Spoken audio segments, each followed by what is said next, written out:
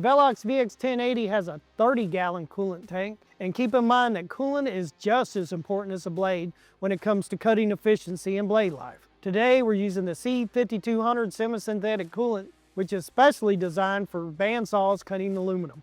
The C-5200 is a synthetic coolant that is low foaming, corrosion resistant, and biodegradable.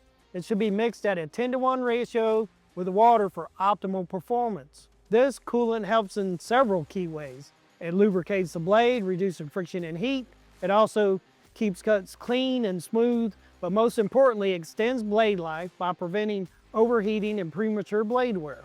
I've seen this throughout all the years I've been in this business. Using an inferior coolant will result in high blade costs and poor performance. The C-5200 ensures efficiency, longer blade life, and cleaner cuts. I've been working in the saw industry for over 30 years, and I have many customers that appreciate the high sump life and resistance to mold and bacteria. I highly recommend the C-5200 semi-synthetic coolant.